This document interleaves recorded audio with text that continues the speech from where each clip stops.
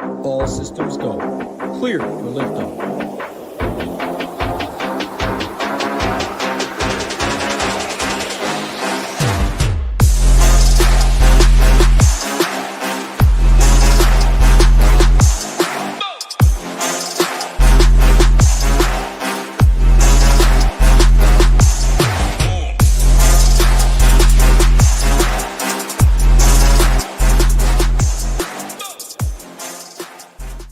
What's up, everyone? Tyler Tamboline here, a.k.a. ToeTagginTambo, back for another edition of the NFL Main Slate Show here on the Ship It Nation YouTube station. Week 15. Going to be breaking it down. We'll do our grand scheme overview. We'll be talking roster construction, ownership, game by game. We've got title and hoop here with us. As always, going to get through it, but want to say a big shout out to everybody who joined us yesterday for the first day of the 12 days of SHIPmas we're celebrating over here at Ship It Nation.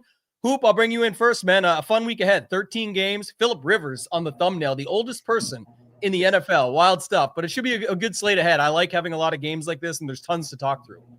Yeah, it's the Phillip Rivers thing is definitely wild. I mean, like, definitely not on the bingo card for this NFL season. Phillip Rivers starting a game, and just kind of goes to the point we've talked about a ton, where there's just not many good NFL quarterbacks in the world, like guys capable of playing. So much so to the fact that a team is willing to bring in a guy that hasn't played for 5 years, no idea what sort of condition, shape that he's in, and they're rolling him out there today. And I mean, they're 14-point underdog. The one thing I don't get, though, okay, the one thing that doesn't bother me, but it's like, if you have a quarterback that is somewhat of a running quarterback, right? Like a guy that can take off, that can move, you should always have a backup that can just run. It gives you at least a chance in a game, that guy that can just take off and make plays. Like if you have a guy that runs 7 to 8 times a game, Lamar Jackson, Daniel Jones, Jackson Dart, whoever it is, a lot of these guys run now, so I guess you can throw a lot in there. Like you should have a guy on the roster that can fill in, that is mobile. The fact that the Colts are going from Daniel Jones, who breakout season, playing well, kind of brought his career back into the fold a little bit. I mean, he was kind of on his way out and rejuvenated his entire career. And now you're going to Phillip Rivers. It is wild to me, but yeah, we'll see.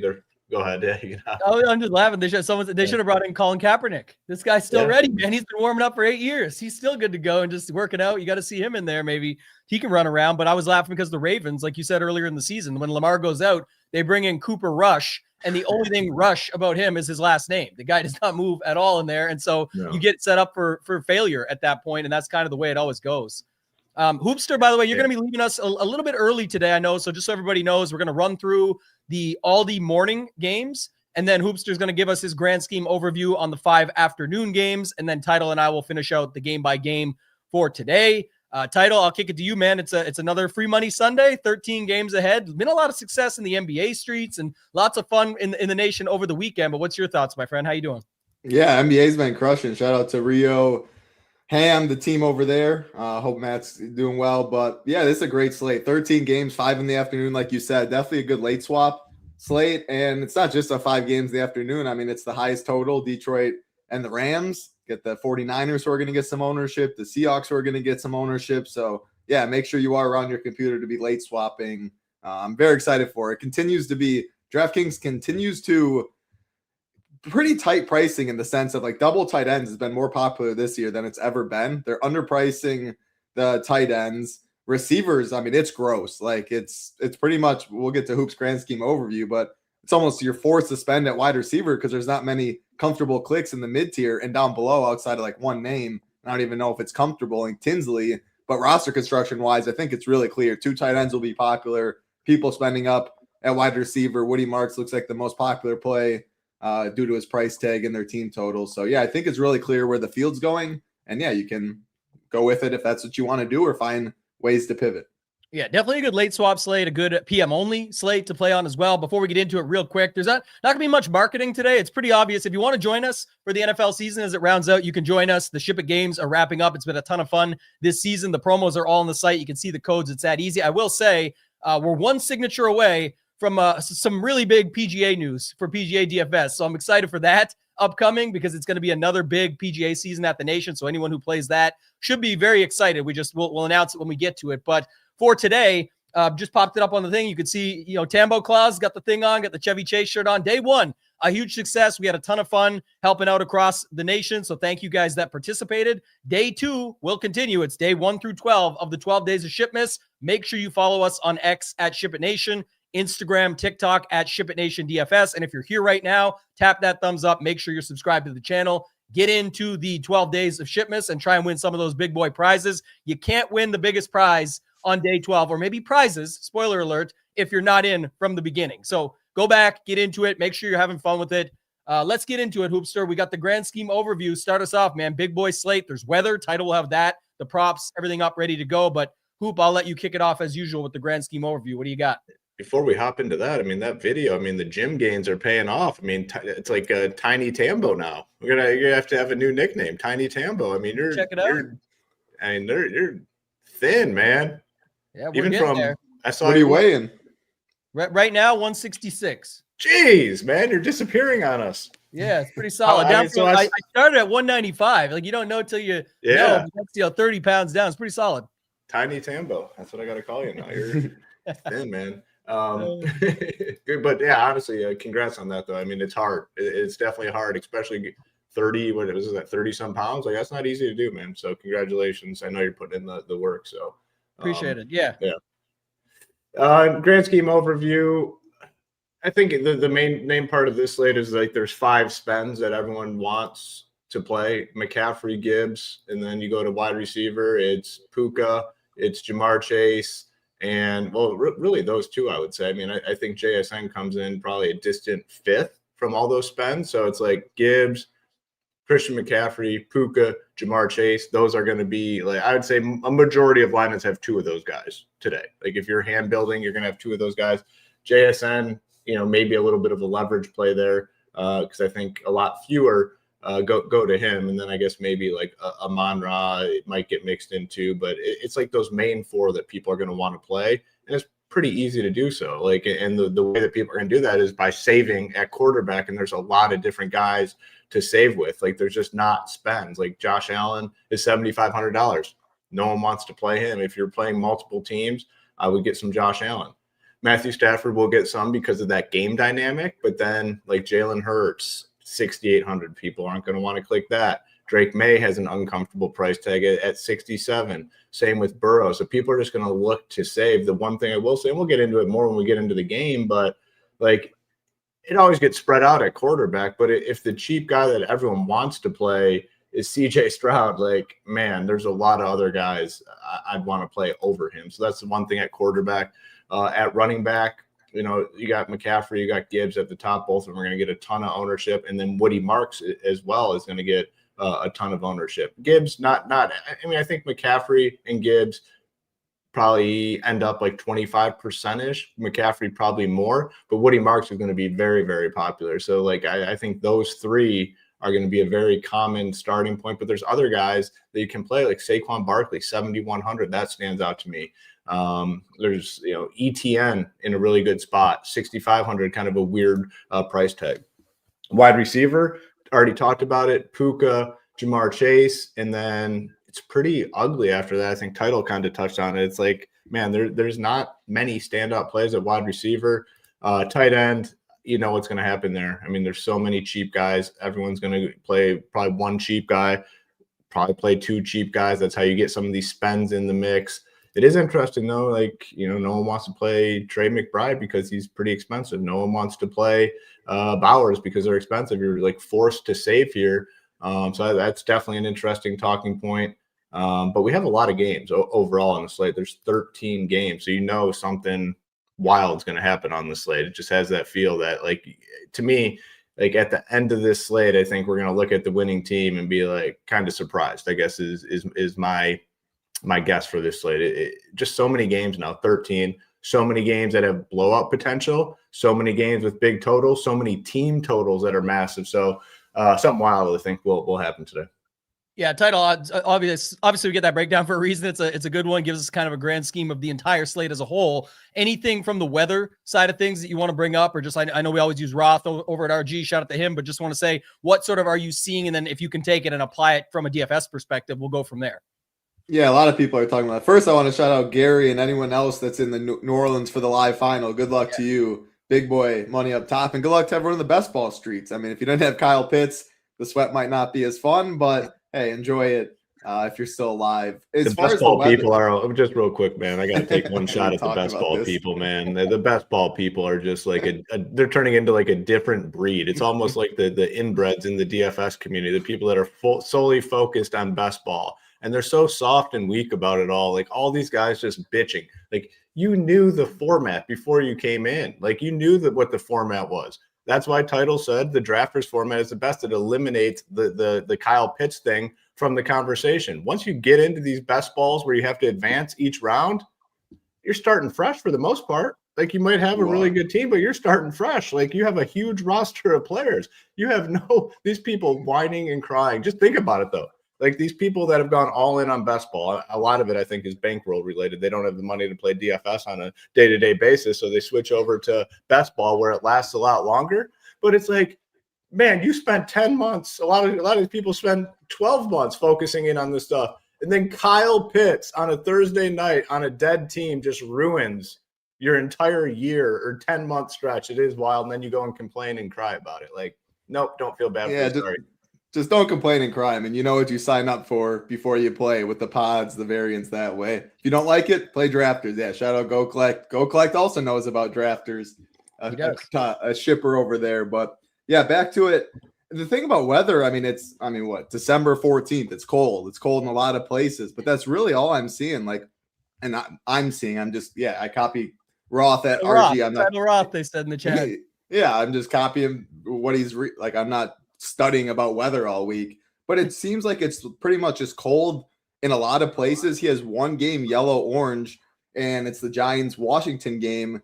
And there's some snow like pregame, but it looks like it's going to clear. And then now they have a heated field. So I'm not seeing anything with weather. There's not one game that I'm going to avoid or literally dock at all. We always talk about it. Projections are kind of baked in. And half the time it feels like, oh, Tampa, Buffalo, bad weather. And it just puts up like 65 and you need Josh Allen and stuff like. So most of the time it's overblown anyway. Today it just seems cold. I'm not worried about any spot. This is what I was thinking in my head. Now, Coach just said it. Who best ball is for broke boys? I like that. Yeah, that had me dying too. Yeah. So one thing I will say about the weather side, like that Washington Giants game, that's one thing I do love about it is like everything always gets tagged as like it's the worst thing on the planet. The total's gone up since open in that game. It's like when the defense has no clue what you're gonna do, and you know exactly what you're gonna do. All you need to do is execute. And then on top of it, there's guys that slip and fall and things that happen and mistakes are made. It's like, it's really sometimes better for points. Not always the case, but definitely I'm fine with it when it comes to that stuff. So I think that's still interesting for a game with Dart versus Mariota, where those guys just, run around.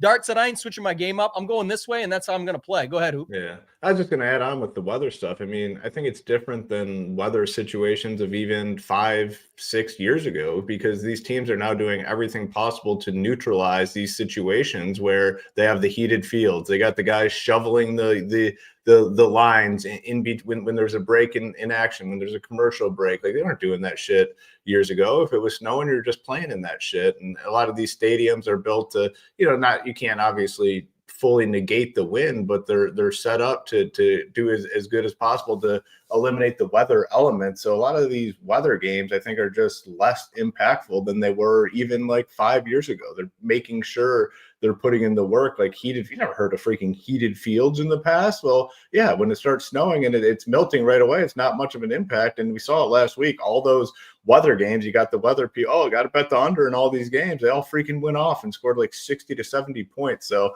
I don't know, definitely something to take note of. Yeah, it's the way the world changes. Like best ball bros that are broke, they got to wear slippers and they don't have heated floors like Hoopster. They got to walk around with their cold. They got their slippers on, man. Floors are cold. The world's changed for everybody. Let's start it off, Hoop. Let's go to this first game. We've got the Browns at the Bears, a couple of CBs going back and forth. We've got the Browns, who got sort of ran all over last week. So someone said it best, is if Pollard can run all over these guys, do you think Ben Johnson can figure it out with Swift and Monangai? Now, picking which one it's going to be or how that's going to look is obviously tricky, but a couple of good defenses. Fannin Jr. has been on fire. His stats are up there with some of the best tight ends in the game right now over the last little stretch. So Hoop, I'll kick it to you first. Bears at home versus the Browns. Yeah, I mean, not too much. I mean, it is, total sitting at 38.5 in this one. Fannin's going to be popular. Fine with that. Like, I'm fine playing him. He will be in a lot of like double tight end sort of teams. That's one thing for sure, just because the price and the ownership. So a lot of double tight end teams will feature Fannin. So it is one thing to take note of if you're like hand building or building 3 to 5 teams somewhere in that range. Like, be careful what you do with Fannin, because you could end up in very similar builds with him. On the Bears side, not too much for me. It's going to be low owned, so if you like it, you're going to have it pretty much all to yourself. But I think DeAndre Swift is a fine option. Like, I'll have some of him. I still think they prefer him over Monangai, but obviously it's much closer split than it was early on in the season. So it is a little risky, but the price tag's pretty cheap. It's only 5,700 on DK. So I'd be fine with him, but I don't really see myself getting to the Caleb Williams or the passing attack, mostly just Fannin and Swift here. And, Bears D is fine as well. One thing, Title, I will say, and I don't know if I'll, and sometimes I just say things and don't get to them. I do play what I say. Sometimes I'll say other stuff, and I'm like, I'd love to do this, and I just don't end up getting as much of it or whatever. But I think that Judkins is a little bit interesting. Like, both their running backs. What's the other guy? Samson and Ford. Who also, by the way, I saw this one. He's the youngest player in the league right now, and Phillip Rivers is the oldest. And Samson was born 2 days after Rivers' first game ever played in the NFL. So it's like, that's the type of spread we're looking at here on these ages. But anyway, the matchup against the Bears, I mean, you could still get there running on them.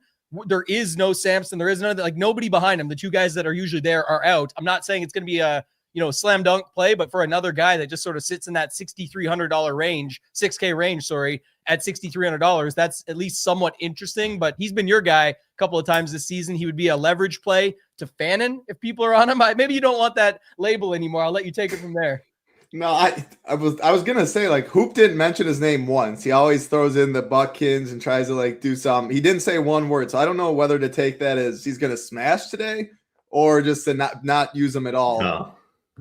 If you guys are playing them, you don't want me to speak on them because today might be the day. The thing is, I'm going to play a little, I think. Do I love it? No. The opportunity cost at running back, all of that. But the leverage off of Fannin, the props are always fine. But yeah, the big thing, like you said, no Samson and Ford. Like, he might play every down or pretty much every down. He has more pass catching upside in this spot without them as well. 77.5 on the ground's good. Plus 120 to score, though. Like, he needs to score to even have a chance at the optimal, which is a little tough. But we're showing 5% at 6,300. He has 100+ yard upside and 2 touchdowns. If he gets that, he surely can be optimal. So the only two that I was going to say in this game were Fannin and Judkins. And yeah, I was going back and forth on really what to do with Judkins. So I play a lot of teams. He'll be in some. Not sure he'll make my main teams, though.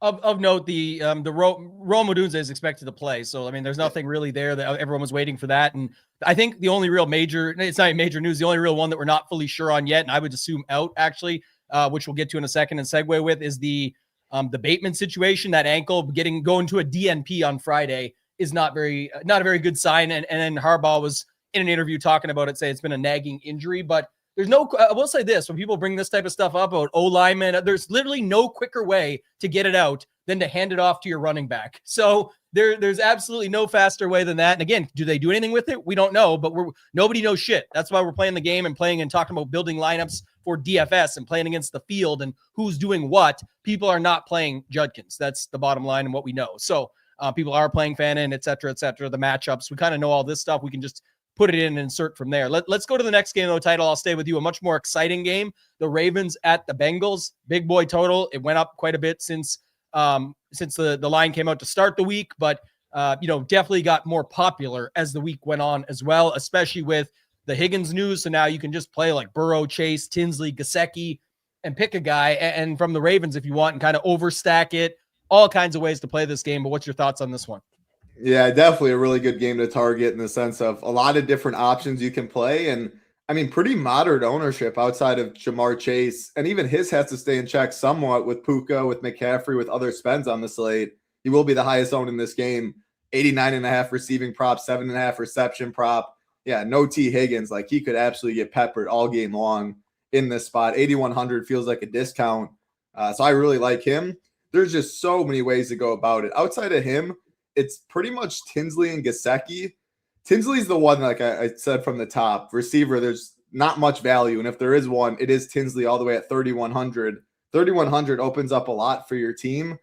Now, what do you want from Tinsley, like, to be on the optimal? Is receiving props reception 2.5 juice on the under? I don't know how much I really want to go there in tournaments. I'll definitely get some, but I think I want it maybe more in game stacks if I am playing Burrow or if I'm skinny stacking it, just to hope the game speeds up a little bit.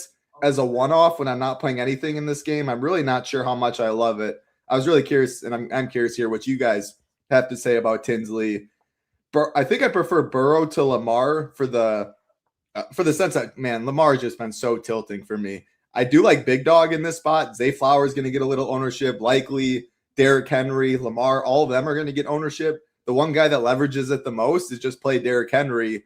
And if it's him 2 touchdowns or they just pound him, all of those guys can bust and are going to get some ownership. So Henry's my favorite way to go on Baltimore. I don't mind Likely, Flowers, Andrews, but I'm weary on this offense. Lamar just has not shown me anything. But that being said, Vegas still respects him, a 28 total. You can't get a better spot against this really bad Bengals defense. I like Burrow, Jamar Chase, and then you can add in Tinsley, Gesicki. I don't know what to do really with Gesicki, 3,300. He'll be another guy that gets a little popular, but I just think it's Burrow drops back and it's Jamar Chase all day long. So that's really where I want to go. Derrick Henry, I think a solid pivot at running back. There's going to be multiple guys though, like maybe 5-6 guys that are all around that 10% range. So I think this is an important game to talk about, whether you want to overstack it, skinny stack it. I don't know. It's a really tough spot. That's 13 games on this slate though. We don't have many 13 game slates all year. So yeah, there's going to be a lot of good spots. You have to make some stands if you're playing few teams, but yeah, Jamar is one of my favorite plays on the slate.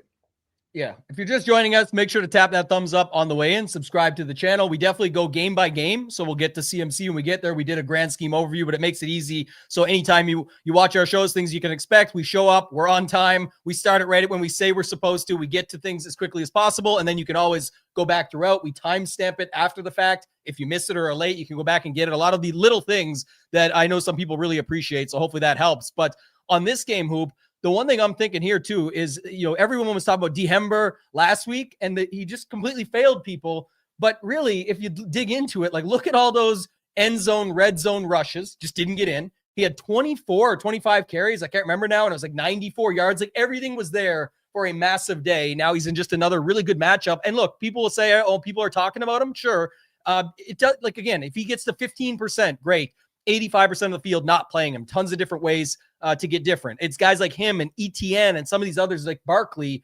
Yes, people will mention them. They can't play them all when they're playing CMC and Gibbs and Woody Marks and you name it that they're going to get to. So just keep that stuff in mind. It's all how you build it. And a lot of the guys in this game are like that, Hoop. I think outside of Chase, really, and Tinsley as a value play, which is still probably 12 to 15%, maybe a little bit more because somebody said it makes things work. But to Title's point, Hoop, 13 games on the slate. You can play maximum 4 wide receivers. So he's got to come through in some way, shape, or form. What's your thoughts on this game here? Yeah, I think the Derrick Henry thing's a very fair talking point. It's like there's just no way he can get anything more than like 15-16% ownership. I mean, maybe it gets to 17, but you got Woody Marks, you got Christian McCaffrey, you have Jahmyr Gibbs for sure getting more than him. You could probably say maybe even like Kenneth Walker getting there as a cheaper. I'm talking about getting there in terms of substantial ownership. So there's just no way he gets a lot. Yes. Has he looked the same? Absolutely not. But he got 24 carries last week, and he's going against the Bengals this week. And other pieces in this game are going to get ownership. I think he's a phenomenal play at 73, right in that same category as Saquon Barkley when we get to that game. I think he's a good play as well. But a lot of different ways to play this game.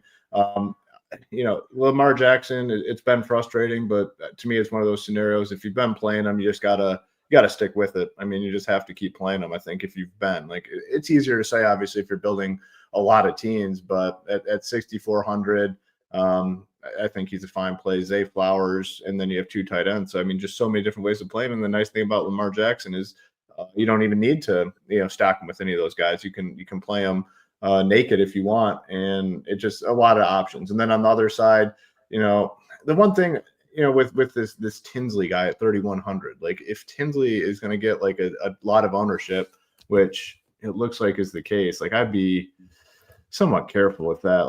Like title, what is it, 2.5 juice on the under? I think the ownership could get to.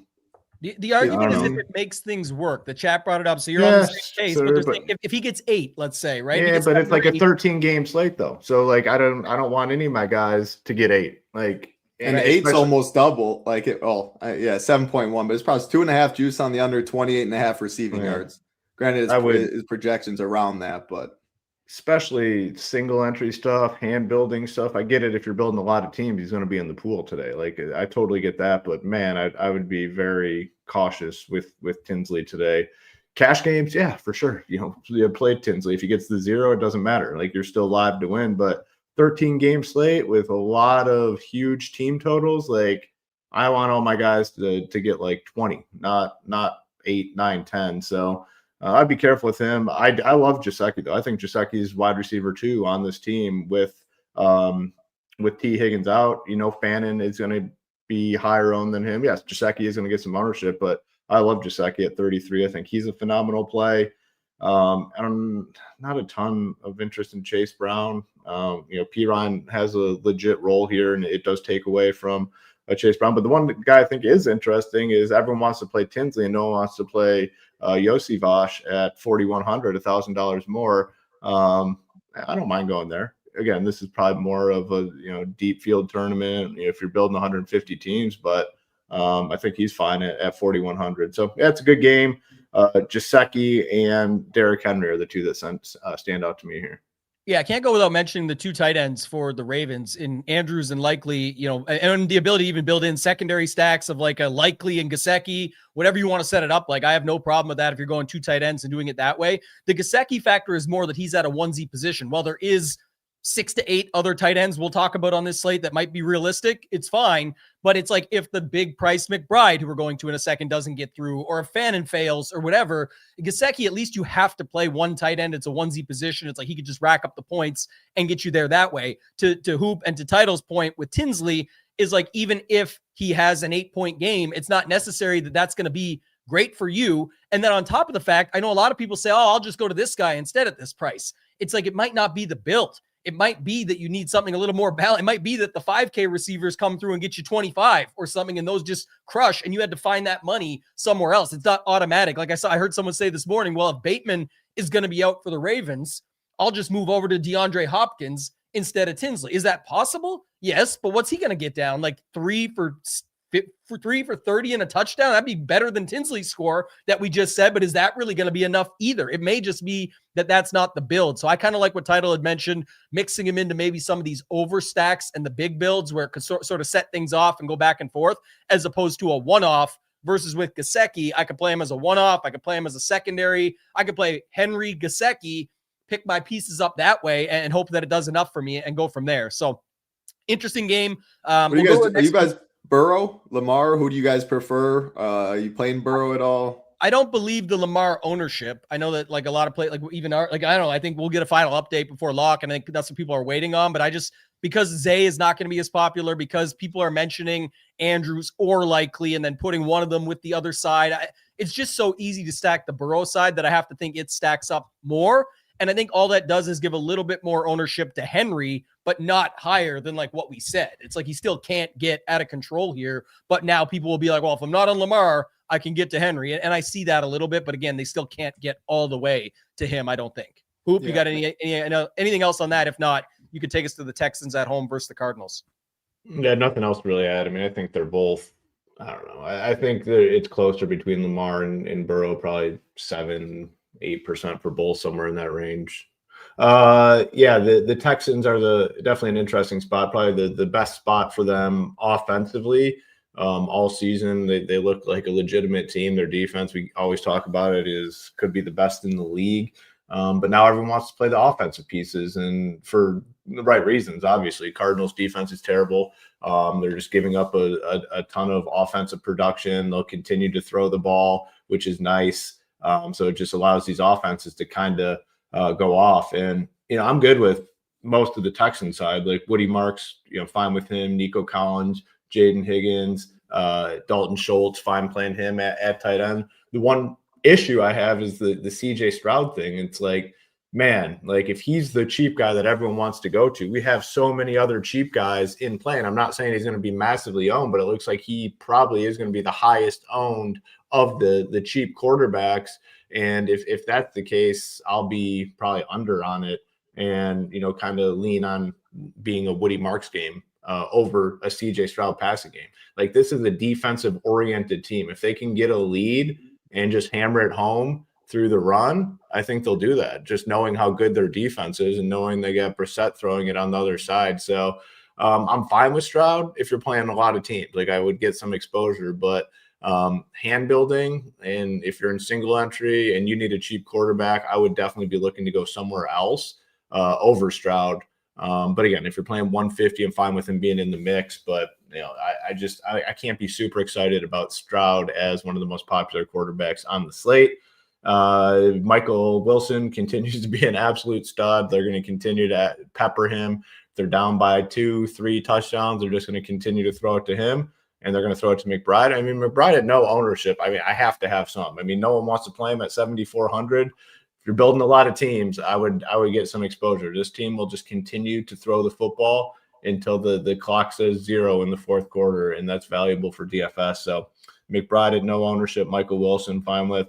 And then I'm fine with the individual pieces on the Texans, but want to be cautious with CJ Stroud. Title, what's your thoughts on this one here? I mean, obviously the Woody Marks thing is a big conversation at 5,600. The Stroud stuff, I guess that's the other interesting part, is like the Stroud is definitely getting ownership as a quarterback, where it's usually spread out. It's still maybe, 10, 11%, and then it goes from there. But Nico, at least held in check based on all the big boy guys. And then like you put one of Puka or Chase and Tinsley or whatever that looks like, and then you're not all in on him.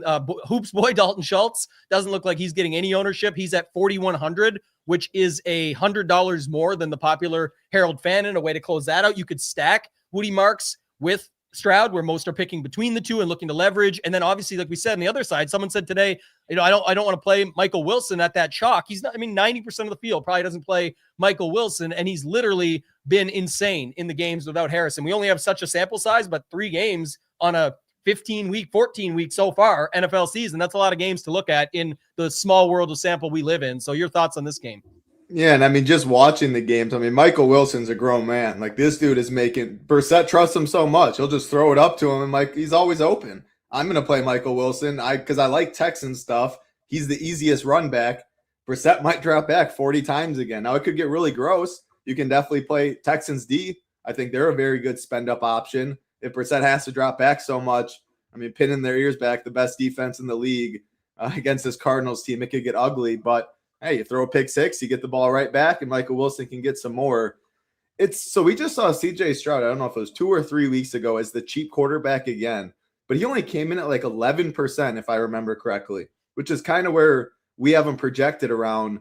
Woody Marks could be like 38%.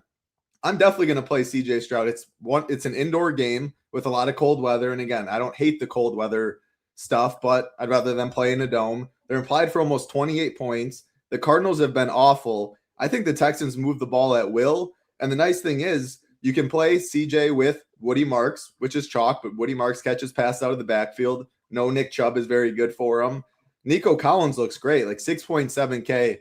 Feels like a discount there as well. And while he'll get some ownership, if you play him, then you probably aren't playing Puka and Chase or JSN. There's just so many options. I think CJ to Nico, Woody can be in there, or Dalton Schultz. I think Texans put up a big number here. I think you can play the defense. I think you could play like 3 or 4 Texans if one of them is the defense. And Michael Wilson's the clear run back, in my opinion, at 6,600. So, yeah, I really like the Texans stuff. CJ, Nico, Woody Marks, by far my favorites. Texans D in there as well. Michael Wilson is the run back. I'll play a good amount of this spot. Yeah, McBride is so expensive. I get Hoop's point, but it's really tricky on this slate, but that's what would separate you. And we talked about just switching up your roster construction. So he can certainly help you out with a big boy score in his own right. The other thing too, and Blickel brought it up yesterday on Leverage Lane, people were talking about the Texans quarterbacks and their secondary, et cetera, et cetera. It's like the amount of zone that they've played all season. If all you have to know is Brissett's going to throw it 40 times, if that's what you see happening, I do. Garbage time points are the same as first quarter points, are the same as second quarter, whatever you want to call it. So I'm fine with Michael Wilson. And I think the key is going to be, what do you do on the Texans side? It's not often you're going to see them with this big boy team total. We've talked about how good they've looked recently and how, who knows with this team, you can play Stroud with Marks. There's Collins, Schultz, there's Jaden Higgins that you can put into the mix there. He's not the worst. If you have the stone and you're looking at it, it's not the worst on there either. So I don't know if he actually gets to 5%, but my point being, you can definitely stack that side up, use Wilson on the run back, and then fill it out with some studs. Otherwise, it's not that expensive. And Nico Collins is 6,700. So, Michael Wilson 66. If you're talking about a balanced build that could actually get home, this is kind of one that you could fit yourself into and still be able to find a way to get a stud or two in there with Schultz, Higgins, those types of guys that you can use. So I definitely have interest in this game. You mentioned the Texans D. Obviously, they're fine if you're not getting to the other stuff. I don't know if they'll be completely held in check because it kind of goes as Woody Marks goes. I think some people like to just pair that up versus something later, maybe like where the Seahawks are popular. But even then, I think Kenneth Walker's getting enough love. So both Kenneth Walker and Woody Marks are the same price at 5,600. I'm interested to see how that actually shakes out, but I would assume Woody Marks gets quite a push, especially in the higher dollar, smaller field stuff. So just keep that in mind as well. All right, move on, Hoop. I'm going to go back to you. We got the Jets at the Jags here. Any interest in this spot? The Jags D looking like it's getting a little bit of steam. ETN, you mentioned earlier, kind of makes a ton of sense, like the Derrick Henry spot where people will talk about it, but can they be about it? I don't know. Thoughts on this game, Jags at home versus the Jets? Yeah, I mean, similar ETN, very similar play to like Derrick Henry, Saquon Barkley. When we get there, it's a name. I think people like him, but will they click it? They're not going to click it at a higher rate than some of these other popular quarterbacks or a running back. So I think he just has to be a solid play, and he's kind of priced in a tier kind of by himself in terms of other playable guys around him. So I think he's a strong option. Fine with some Trevor Lawrence, Brian Thomas, Jacoby Myers. It does look like Jacoby Myers is kind of the wide receiver one there. I think he's a fine option, but I would definitely include Brian Thomas as well. And then Brenton Strange, it's pretty clear, like on the Jaguar side. If you're building a lot of teams, I think it makes sense. They're projected to score 28, right around 28. So 4 touchdowns for them. And it could come in a variety of different ways. So I do want some exposure to them. And then on the Jets side, I mean, probably just a Donnie Mitchell, maybe some Mechie, but can't be excited about a team projected to score 13. And who the hell is this quarterback? Brady Cook. Brady Cook. So there you University go. of Missouri.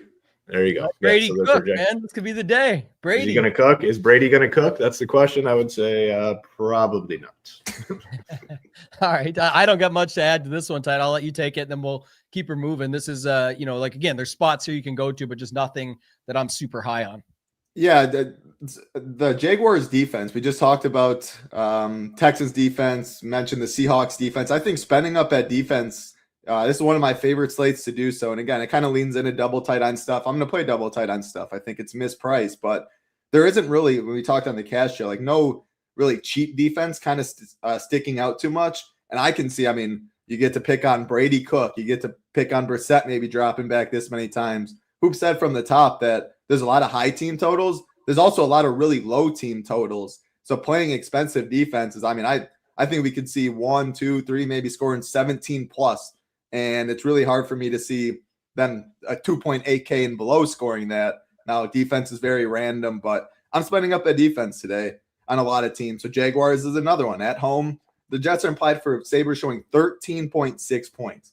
And if Brady Cook has to drop back 35 plus times, it could get really ugly. Outside of that, though, again, I play a lot of teams. I'm going to have some Strange, some ETN, Jacoby. I don't want to say I like every spot on this slate, though. I know many aren't doing that. The Jaguars fall down the list for me a little bit. But again, they're implied for 28 points. The problem for me is it's just a lot more spread out. You play Strange, it's a Jacoby day. You play, and maybe it's a Brian Thomas day finally. There's just a lot of pieces to make it a little more difficult on such a big slate. but I think they score points, and I think their defense does well. But yeah, I think that's a takeaway for me. I like spending up a defense today. Yeah, I'll be on some ETN here for sure, but I'm not sure how much of the rest that I'll get to. So we'll see. Nothing else really with this one, Hoop. I'm going to keep it moving. Checks my portfolio in this next game. Chiefs at home versus the Chargers. And to nobody's surprise, I have 0 Mahomes on this slate, as do most people are catching on to this now. Not like he's going to be owned, but yeah, no Mahomes for me. I think Rashee Rice is super interesting still at 7,700. He's kind of in the dead zone, right? We got the guys we talked about like Nico Collins, 6,700, and then we got the guys above at like Puka and JSN and even Chase in the 8K range. So it gets overlooked. I will have Rice. He does not need Mahomes to come along with him. He could, but he may not. So I'm going to go with him at 7,700. Not a lot of interest anywhere else in this game for me though. Hoop, what do you got? Yeah, I mean, it is kind of wild. It's like you look at it and it's like Chargers Chiefs are like, let's go. I want to load up, 2 explosive offenses. And then it's like, actually, no, I don't want like any part of this game. And that's kind of where I'm at. Like, no running backs for sure. The only play for me is definitely Rashee Rice. The Chargers pass catchers, I'm not interested in. I guess maybe you could have Gadsden in there as a play. Maybe you could have Kelsey in there at tight end. If you're building a lot of teams, but this is mostly a fade. I mean, a 41 total. I have like no interest here outside of Rice. Yeah, there's actually a crazy thing title I saw today. It's realistic. If the Chargers win this game and then like 3 other favorites win that are good favorites. So I can't remember. Yeah, I did see that. Yeah. The Chiefs are out of the playoffs now this week, going in like week 15 gone. That's pretty crazy considering the run that they've had and what they've been through, everything they've done. So pretty wild to see that. Again, I think they'll get the job done today against the Chargers. The Chargers haven't been that special in my opinion, but just noting it. So we'll see, but it's still kind of interesting that is the case. It's like a 4-game parlay where 3 things feel really likely and 1 is not as likely because they control their own destiny, but still I'll kick it to you on this one. Any love here for Rice, anybody else on either side in this game? No, I got absolutely nothing. I think one of the worst games for DFS on the slate. Yeah, that makes it easy. So we need those on a 13-game slate. So if we get it wrong, it sucks. But for us, I mean, that's where I'm kind of at as well. I'll stay with you then, title. We've got last year's MVP, Josh Allen, versus at least our guy Rio and many others. He's definitely in the race, of course. But Drake May, a lot of people are talking about him this year for the MVP stuff, especially with some of the Stafford falters in certain spots a couple weeks ago. So Drake May at home with the Patriots versus the Bills, and the spread pretty close. I mean, two really good teams this year. I'm interested to see your thoughts on this game, and then from a DFS perspective, anything you like here. Oh, one heck of a real life football game. No doubt about that. Doesn't always translate to DFS, but yeah, I'm really excited. Josh Allen and Superman having to go into Foxborough. Yeah, this one's going to be fun, but let's go to probably my second least favorite game on the slate for DFS. I hate this game. I mean, James Cook, why do I hate this game, I should say?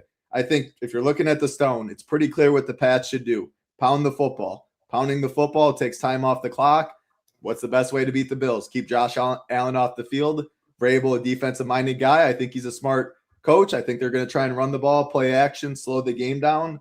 James Cook, Josh Allen. If I'm playing Josh Allen, I'm definitely playing him naked. Like, these receivers are terrible. Absolutely terrible. Feel bad for him. James Cook's fine at 8K, but I think they're going to try and sell out to stop both of them. And even if Josh Allen has 27, which is a good game, I don't know if that's enough for the optimal. James Cook at 8K really has to do something. Yeah, really excited in real life, but I'm pretty much going to get to none of this game. All right, Hoop, I'll kick it over to you, man. This is it's a tough one to predict, right? That's the challenge. You see it, like even look at Josh Allen. We know what his ceiling's like, but we've seen ceiling games with him where it was, and I keep bringing this one up this week, but it was funny. The week that he had the 47 points or whatever, it's like him only, Sean Tucker as like the third running back or whatever it is on the other side with 30 something. And it's like, yeah, did you really have those two in your lineup? Probably not. So what are your thoughts on this game? Better real life football game than DFS, you think? Yeah, but by far, I mean, I'm excited to watch this game for sure. I mean, the Bills have been the team in that division forever, and now the Patriots have popped up and having a great season, look really, really good. But, even if you want to get involved in this game DFS-wise, it's the two most unpredictable teams in terms of where the production goes outside of the quarterbacks. Like Josh Allen can be productive. Drake May has obviously been productive, but like look at the number of wide receivers and pass catchers that both these guys are willing to throw the ball to. It's a massive number, like a massive number of guys just makes it really hard for DFS. If you're playing 150, maybe you can mix in some of it, but it just seems very unlikely that you need something from this game outside of maybe the quarterbacks. And I guess it would be like Josh Allen, but man, it's not an exciting game for DFS. Yeah, that's my thoughts as well. And it's really tricky to try and predict. So again, like everyone always says, when there's 13 games on the slate, and Title worded it perfectly, is sometimes good real life games don't translate to good DFS games. And because of stack certainty being a factor, like when you're stacking it out, I mean, if you're in on that game, I think if that's your lane, you run with it. You say, okay, I'm going to get, if you have 50 lineups or 20 lineups, maybe you play all 20 and, 15 of them are Allen and 5 are Drake May. And you say, look, that's going to be my lane in 20 max this week. Whatever happens. Let's run it and do it that way. But for me, I think this next game is much more exciting, even with the weather involved, like I said earlier. So Title, go to you on this one first. It's the Commanders at the Giants, Mariota versus Dart. And look, they're both getting a little bit of ownership. Everyone's getting a little bit of ownership. It's a 13-game slate. Like, I think that's where people need to erase some of that in certain spots and focus more on the overall of it. And this one is a pretty interesting game for potential for back and forth. How do you see it playing out? Yeah, it's a solid game for DFS. Like, again, you guys like Giants, Washington over New England, Buffalo. Yeah, for DFS, I mean, we play a salary-based game. I can play Mariota at 5K and just pair him with Terry McLaurin at 5.4 and call it a day. It's really cheap. Terry looked really good. He finally looked healthy. Mariota has some rushing upside. Giants D's no good. I think Mariota is a very solid play. On the other side, Jackson Dart at 5,600 also has rushing upside. And he has two guys that I'm interested in pairing. Wan'Dale Robinson, 5'9". Everyone knows about him. And Theo Johnson at 3.5. It's just so cheap to play these guys. Both running quarterbacks. You only need a single stack them if you want. You can run it back if you want. You don't have to.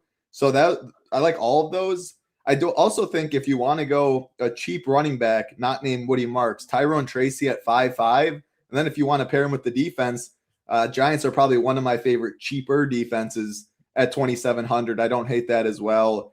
A game that I'm fine with, but it's not my favorite. Like, of the ones we've talked about so far, I like Baltimore, Cincy more, and the Houston stuff for sure more. But yeah, I think it's a solid game because it's pretty cheap and pretty condensed. Yeah. I like those calls. And I think if you're going to this game, Hoop, it's, teach your own. There's obviously a ton of different ways you can play it. I know people are going to get Robinson in there because on both sides, I mean, he's cheaper on FanDuel than he is on DraftKings. I know we don't always bring that stuff up, but as an example, McLaurin, 5,400 on DraftKings, 7,100 on FanDuel. Robinson, 5,900 on DraftKings, 5,800 on FanDuel. So like, people are going to be playing him and maybe some others, but stacking this up in a big boy way, you can go like Dart, Robinson, Darius, break the Slayton with Theo Johnson, run it back with McLaurin, and call it a day. I mean, we're waiting on some news in this game, but I think in general, it's expected that most are going to be playing. What's your thoughts on this one, Hoop? Yeah, it's definitely one of my favorite games on the slate from the perspective. I like both these quarterbacks. We talked about the CJ Stroud thing, where I think of all the cheap quarterbacks, I think he probably gets the most ownership. It's not going to be anything crazy where you have to avoid him, but it's like he's going to get the most. I have a lot of other guys I can play, and Mariota and Dart are two of them. The Mariota side, yeah, I mean, Terry McLaurin is cheap on DK at 54. I think he has a lot of upside. It is tough outside of that, though, because, I mean, I'm not going to pair him with the tight end. Debo, is Debo in for sure? I know he was he's going to play. Yeah, so you can play him. I just prefer to play him with McLaurin. And then on the other side, I love Dart. I mean, a guy that's just willing to give up his body on the football field. Yes, there's a lot of injury risk, but the dude is fearless. And I love him in this spot. Playing a dead team. I mean, Washington's a dead team at this point. I mean, made a playoff run last year. Now they're like 3-10. Like they're over it. Their defense is over it. I think the Giants can put up a big number today. And when I play Dart, I can pair him with Wan'Dale Robinson. I like Theo Johnson. So it's a game I really like, and I know the pieces that I want. It's very clear the pieces that I pair these quarterbacks with and the run backs on the other side. So absolutely love this game. Yeah, I think it's like I said, for me, it's going to be more of game stacks. Alex made a good call yesterday on Slate and stuff that he likes about him. I already liked Robinson. I like Dart, like you said. I think Tito's call, on Tracy Jr. I know he was coming off the hip and everything, but should be good to go here. He looks okay. It's definitely a good spot for both sides of the ball running. Again, got to wait. The one piece of news we are actually waiting on in this game, but I think people are expecting him to go, is Chris Rodriguez Jr. It's a really good matchup on paper for that as well. But I'm going to be fitting him into either a slice and dice with a Robinson or a Theo or something, where I just use him as a way to counter that ownership on the other side, or mixing him into the game stacks, assuming he plays. So yeah, I like the overstack of this game more. If you have the stone, it's obviously a certain game you might want to look at. So I think that's kind of the key as well. Let's move on though. Let's go to the last of the morning games, and then we'll get this through, and then Hoop can do his grand scheme overview. So Hoop, I'll start with you first on this game, and then we'll go to title and then back to you for the grand scheme overview for the afternoon. But I'll kick it to you first. Raiders at the Eagles. You mentioned Saquon Barkley earlier, 7,100. Like, all these guys just get put at 12 to 15% ownership, but I don't know how it actually works out that way when we think about what some of these other guys will get to, but go ahead. Yeah, I think one of those three, right? Either Derrick Henry, Saquon Barkley, or ETN is on the winner today. One of those three. I don't know who it is, but it's going to be one of those three, I think. And Barkley thinks it's obviously a phenomenal spot going against another dead team in the Raiders. They're at home. This offense has looked terrible, the Eagles offense. And man, there's no better way to just get it back on track than do what you did last year so successfully and get the ball to Saquon Barkley a lot and just kind of let him do his thing. Shouldn't be much resistance on the Raiders side. I think they lean on Barkley today in a very big way. 7,100 cheap price, and they obviously need to win. I mean, it should be an easy win for them here against the Raiders, but it's not like they can just coast going right into the playoffs. Like they need to win football games, so they can't really fuck around all that much. I think they just lean on Barkley here. 7,100 is just super, super cheap for him, and I want a lot of him. In 150, I am fine with some hurt stuff. Like if it's not Barkley, they're projected to score, 26. Another one of those teams that's projected to score a decent bit here today. So if it's not Barkley, Hurts, AJ Brown, Devonta Smith, Dallas Goedert, you have a lot of options. So I will include some Hurts stacks in the 150, but I really think this is a Barkley game. And I really want nothing to do with anything on the Raiders side. I mean, I guess you could maybe make the case for Brock Bowers if you want, but I really don't even love that all that much. So it'll just be the Eagles side, nothing on the Raiders. Title, what about you in this one here? Interesting game on paper, I guess, but again, could it be another one that is not ideal for DFS? We'll have to wait and see. But the Eagles still pretty cheap for all of their opportunity there. And I think one interesting spot on the other side is Genty at 5,800. Still no Jalen Carter. They've got other issues on the Eagles side as well. But yeah, Newens just brought it up there too. I like that. So definitely think he's interesting for $200 more. But you can also play him with Woody Marks and mix them all around. You don't have to just move off them. But what's your thoughts on this game? For sure. And we're showing 11%. I mean, I wouldn't be surprised if it's 6-7. I think it's 6-7. It's like pre-programmed now into your mind. It just auto 6% or whatever. I mean, it's just such a difficult click. No, we're moving on. We're not talking about that anymore. Don't click the name, boys. Let me save y'all because you guys are all getting excited about this. Please don't click that name. It's a game theory click. There's no doubt it's not a game theory click. People are still going to play his ass though. He gets 6%. ownership. I think it'll be 5 or 6%. I think he gets ownership every week. People like him. He's new to the NFL. People won't like him now with their 13. Here, let me give you some advice. Play your Buckins guy over. You were saying that. Play Buckins over Genty. Don't click this Genty. Genty is I'll say this, 0% chance of being on the optimal team today. Zero who? Zero. You know better. Definitely not zero. I know that. Zero better than zero. Worst play on the slate. Don't click that. All right. 6% guy. Yeah. Yeah. I mean, all right. So Eagle stuff. Saquon's definitely my preferred or my favorite Eagle. I am with Hoop, and I like Saquon a lot. I think the problem is the tush push stuff always annoys me. If it's at the 1 yard line, he needs to score. He's only minus 110 to score. They did fake it last week. What was it last week? They faked it. Yep, right? and he broke it. Yeah, he had a great run. I don't know. 7.1. I need the 100-yard bonus. I need a touchdown. He definitely can do it. I'm going to play some. The problem is though with the hurt stuff, it's kind of hard to get right. It's condensed, but it's not. It's Goddard, it's Smith, it's AJ Brown. But if you pick wrong, you're dead on a 13-game slate. And even if they all just do okay, you can still get away with it, I guess it is. So I don't like the passing stuff as much. Saquon's clearly my favorite play. I think Eagles defense is another spend up, solid pairing. And yeah, I think people are going to prefer Seahawks, prefer Texans, some other ones up top.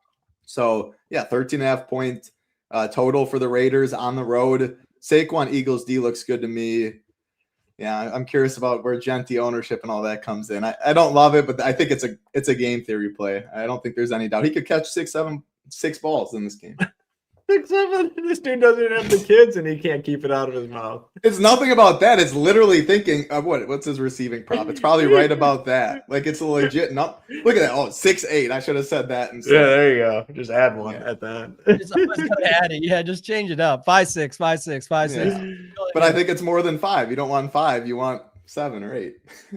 Yeah, this injury is something too. Again, not a lot of people look at this. It doesn't fully move. You don't see it moving lines and things like that. But when Carter, Lane Johnson, different things they've got for their squad are out, it's definitely impactful to both sides of the ball and the way this game could shake out. So it is somewhat interesting, but still huge dogs for the Raiders here. I'm not expecting them to go out and win, but at $5,800, I'm still going to play a little bit of Genti. I'm also at $5,900 going to play a little Brock Bowers. Somebody brought that up in there as well. We've definitely seen him break slates this season that are kind of just like this. A lot of people on the cheap ones, a lot of people on the, or not as many on the expensive, and you can kind of go right there in the middle with Brock Bowers. So interested in that as well. That's really funny, Beetle. That's really funny. That's actually a good move. Yeah, you got a young kid. Like that's actually a really solid idea. I think they're banning it in like certain schools. They're trying to say they're banning it. If you say it, you're in trouble and all this stuff. Just imagine being so annoyed by something that you just have to ban it, and it's 2 numbers. 6, 7. So either way, let's go to Hoop. Yeah, I know you got to get out of here, Hoop. We got about 5-6 minutes, not 6-7 minutes to go. We have 5-6 minutes till the top of the hour, so I'll let you roll here. 5 games in the afternoon slate. The one thing, like Title said earlier, I mean, I feel bad for those. I don't feel bad because they're playing for $2.5 million. But if you're in the Fantasy Football World Championship where there is no late swap, the team, the folks that have 7 to 10 entries are even bigger favorites than they ever were before. They're already the best in the world. They have the most seats, and now they can just cover way more outcomes than you can. And this is a pretty big boy late swap slate, I think, based on how it's looking. But Hoop, give us your grand scheme overview for these 5 afternoon games. Yeah, I mean, the one thing that definitely stands out is a lot of these games don't look, a lot of these teams, I'll say, don't look super appealing. The first game, like the Packers, Broncos, not going to be really any ownership here at all. I think people view this as a slug it out sort of game. No one's going to play the Colts with Phillip Rivers at quarterback. JSN, like we talked about, has to be, the lowest owned. I'd say that he's been in a while, which I think is a really good opportunity to take advantage of today overall. I'll get to the late swap stuff after, but I think JSN definitely premier play, knowing, especially, I mean, a perfect scenario is if you have Puka left and you're chasing, just make the pivot to JSN. If you can, he's $100 cheaper. Like that's just a great late swap opportunity in the afternoon. You're probably giving up. It's probably gonna be like a 15% difference in ownership between Puka and JSN. So I think JSN is a really good play. Not much in this Panthers Saints game, although I do think the Saints win the game for whatever that's worth. I don't know if it means anything. And then you have Lions Rams, which is going to be the premier game in the afternoon and on the slate. I mean, a 55 total. Rams projected to score 30. And they could do it in a variety of different ways, but you got Puka, Devontae Adams, who was questionable, Parkinson, and then on the Lions side, Gibbs is going to get a lot of ownership. People are going to play Amon-Ra, and then Jamison Williams. But this is a perfect late swap opportunity if you need to catch up, because a lot of the ownership is in this game, so you can look to get off. And then another way for late swap that a lot of people I don't think take advantage of is, let's say you're on some random shit in the 1 p.m. Eastern games that absolutely just nukes and goes off. You can go to more popular, higher owned plays to get some stability. Like if you're not on this and your random 1 p.m. Eastern guys go off, get on some of this stuff. Get on the Puka, get on the Jahmyr Gibbs, get on the Christian McCaffrey. And then you have more stability to your lineup. So you can kind of swing the late swap stuff in a variety of ways. And then the last game, Titans, 49ers. I think Christian McCaffrey, they had the questionable tag, but expected to play. Although the 49ers have been really weird with the Christian McCaffrey injury stuff. I'm not saying I expect him to be out, but it's weird that they labeled him as questionable yesterday and immediately said that he's good to go. And we've had the weird situations with McCaffrey for the last couple of seasons. I don't know. Like, I wouldn't be surprised if there's something here. So I would monitor the news rolling into the 4 p.m. Eastern games.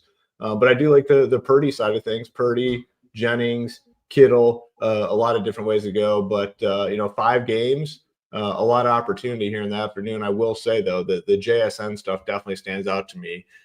If all the other studs on the slate are going to be I think probably 15% or more higher owned than JSN, I think it's a great opportunity for him in the afternoon. Yeah, I coined the term the late swap opportunity. I love that because in this spot, the interesting part outside of Jamar Chase, it is $9,000 CMC, $8,800 Gibbs, $8,700 Puka, and $8,600 JSN. And you already hit on this, but that's the whole point. If you have CMC there, you can go right down the board to JSN. If you're on Gibbs in the flex, you can move him to JSN. If you're on Puka anywhere, you can move him to JSN. There's all those situational items, and maybe that makes him more popular. If Woody Marks goes underwhelms, I should say, in the morning, you could see a lot of people make that move, and then his ownership say, oh, they got it all wrong. It's not always the case. That would be a product of late swap opportunity. So and I do get this. A lot of people are talking about it. I think it's just the difference in ownership. I'm not saying he's going to be low owned, but he is going to have a pretty substantial difference in ownership between him and those other expensive guys on the slate. Gibbs, go up McCaffrey. But that's where we're saying there's no way right now on paper if everything just locked immediately as it stands right now, and we got to see all the numbers, Puka would be ahead of JSN, Gibbs would be ahead. I mean, almost all these guys, and CMC for sure would be ahead. People are flipping out about that already. So I see it happening that way. And then, like I said, maybe the late swaps move to it. Hoop, you want to get any final thoughts in, my man, before you get out of here, top of the hour? Or you good? Good luck to everyone. It's a big boy slate. I mean, 13 games. And like I said in the opening, I think there's going to be, something random is going to happen. There's the winning team is going to look a little funky today. And for me, I hope it's something random with the Giants and Washington game, because that's going to be a focal point of what I do today. I really like that game. And then with the cheap quarterbacks, if you're hand building, I would be a little careful with the CJ Stroud stuff, just because, again, he's not going to be massively owned, but he's going to be the highest owned of that group of cheap quarterbacks. So, good luck to everyone. Let's get those Ship It Nation logos to the top of the leaderboard. And, excited for this slate. Genty might be on the winner, right? What do you say? There's the random. Something random. What about one more from you before you go? When do you get the last mow-in before Christmas? Did you already get it? It's done and you've seeded it? Oh, it's got to be done now because the snow's plastered on the lawn and it's not going anywhere. So I did it. I did the leaves. So got all the leaves and the dead stuff. I ran that big machine I posted about the billy goat that sucks everything up. And then I went over, cut the grass. This would have been, I don't know, probably 3 weeks ago or so. So we're done for the season. Love it. All right. Well, have a good rest of your day, man. We appreciate you. Now we can talk about all the plays you would hate, but that's perfect. We like Genty. We like Stroud. We like a bunch of stuff, but it's going to be a good day. We appreciate you, man, as always. And good luck to you today and everybody else out there. Title and I will wrap it up with the 5 game by game for the afternoon. Yeah. Good luck to everyone. Good luck to you guys. See you. Good luck. All right, Title. We someone's already getting on. Hoop's leaving, but someone's getting after Nades now in the chat saying it could be the golden day. And we are going to get to that game because there's a possibility here for that. We've got the Green Bay Packers at the Broncos. Give us your thoughts on this one. Very hard to get right, obviously, when stacking Jordan Love's, similar on the Bo Nix side, but I'm not sure how much love anybody's going to have for this game. So go ahead. Yeah, it's pretty much no love. I do think Christian Watson is a little interesting if you want a really low-owned piece on your team. I mean, he's wide receiver 1, it looks like. Jaden Reed's obviously back. The offense looks better. And then RJ Harvey on the other side at 6K, starting running back and catch some balls out of the backfield. Let's see what his touchdown prop. Plus 125, not terrible. It's really just if you're in really chalky stuff, a late swap, you need to get a little different. I think they're fine, but it's not a game I like too much. It's really spread out on both sides. Yeah, the Jacobs news, and that was crazy yesterday too. Like Emmanuel Wilson illness pops up now. He's a true game time decision when everyone thought it was going to be Jacobs could be out, and we get Wilson as like the chalk of the slate. So how the tables have turned, right? That's how it sometimes goes. There is some talk about like Watson continuing what he's been doing, how involved Reed was on the first run back last week, still getting heavily involved. He's 4,500. I think this is good more for afternoon only. And also, late swap stuff. If you got to move over to one of these guys, if you think Reed could be the guy, definitely get involved at 4,500. But it's really tricky to predict out. I got nothing really on either side outside of that, I guess. The Broncos. One more thing on the Reed stuff. Like he never plays in two receiver sets even before he was healthy. He played about 50% of snaps last week. His prop's only 35.5. Christian Watson, 53.5. Like it's clearly Watson Dobbs in the two receiver set stuff. He's a gadget guy. I mean, I personally don't like it much, but just know what you're getting into. If you're watching the game and you're like, where's Jaden Reed? He doesn't play on really too many two receiver sets. So I prefer Watson. I really just don't love this game much. Don't love. There you go. No love, we could say. All right, well, we'll move on then. This is definitely a game that everyone has a lot of interest in, so we'll spend some time here. I think 3 of the 4 that rounded out definitely have a lot of talking points, and at least the other one's interesting. So we'll get to it. But let's start here with the Lions at the Rams.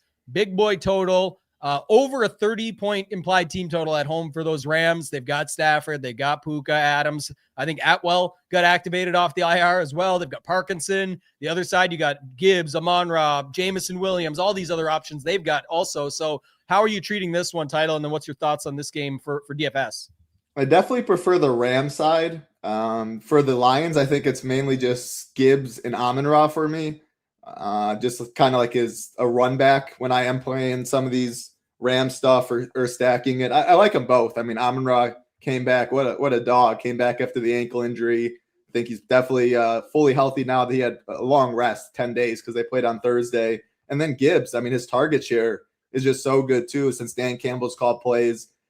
Jameson Williams is 6,100. It's kind of a big price tag. If I play him, I think I'd want Stafford, or if you like Goff, you can play him that way. Kind of like we said about Tinsley. Weird comparison, J-Mo and Tinsley, but at his price, I think the game, if Jameson's on the winner, he really speeds it up, gets some home run shots, and then I would like the Stafford stuff even more, but mainly just Amon-Ra, Gibbs. And Amon-Ra, not that he's going to be low owned, but like we're talking JSN, Jamar Chase, Pook, all of that. Like I haven't really heard anyone talk about Amon-Ra. People are talking about Gibbs a little bit, so he could be a little leverage that way. I do like the Ram stuff quite a bit, though, and I'm going to play Stafford because you can play him with Puka, who's going to be chalk, but Stafford, he'll make it a little lower owned. And then Devontae Adams, I mean, it was a bad game last week, but first drive, anyone watching, Devontae crusty, two plays in a row. I think one was a slant, one was a fade. Stafford just missed him on both. Like if there's a receiver that is almost not guaranteed, but has a very high chance to get a touchdown at the 1 or 2 yard line, I want to play him. 7,200, I think, is a great price. And if you play him and not Puka, you get some leverage that way if it's him getting in the box twice or whatever. I also will say Kobe Parkinson, 3,200, fits double tight end builds well. If you want to double Stafford stuff, I do prefer just picking one of Devontae, Puka, then throwing Parkinson in very cheap. Not going to get too much ownership at a loaded tight end position. Easy way to get exposure to this game. Yeah, it's a really high total, the best game on the slate. Pretty expensive. But yeah, with Parkinson stuff, it makes it a little cheaper. I'm in on this game for sure, like probably most. Yeah, I think most are, but I think, last week I made a mistake and I got it right on the show, got it wrong in my own main build, but it was like, it's not even results oriented. I just think it makes a ton more sense. It's like, if I'm going with Parkinson, I prefer him with Stafford because it's a onesie position and kind of boosts it up. There's not many secondaries that I would like here. I think if it's like a Parkinson, Jamison Williams game, that means a lot happens. So someone with a game stack probably has me covered. So I don't really want those setups, but I think that Parkinson's so much more likely to eat the goal line stuff away from Adams, which has been where he's eating, that it's almost like you can use Adams as a run back to the Goff side and just hope that it's a couple touchdowns that still Goff side gets there further, or other spots do, or you can mix him in with Stafford and just sort of cut it off there and just get somebody from the other side and do like a 2-1 or something. But they could both get there. I prefer Puka with Parkinson as the combo because Puka can get it anyway. And then Parkinson, and then maybe you end up late swapping. I don't know, like different things. But yeah, I really like setting up the Stafford side quite a bit more. I moved Goff down a little bit only because Jameson Williams, you know what he sets up for, so he will be in those types of lineups. That's where I will get to Goff. But Jameson Williams is another FanDuel option. It's $200 more on FanDuel to play him than it is on DraftKings. So it's like nothing over there, kind of like Robinson we talked about for the Giants earlier. I think Amon-Ra has to be really good leverage here versus Gibbs, because it's, he's $900 cheaper. It's not like the automatic swap. Now, if you have a Gibbs lineup that's behind in the afternoon, there is a late swap opportunity to just late swap and leave the $900, because even if Amon-Ra picks up some ownership, not many will have him with 900 left. It'd be a different lineup or some sort of combination that's completely different. So I think setting it up like a Stafford, Puka, Parkinson, St. Brown would be interesting, because then it forces you into terrible plays like Woody Marks and Genty, like Hoop said. So we can just play those guys title and build our lineup out that way. So I think there's actually some really good ways you can go here and not be as afraid, because you're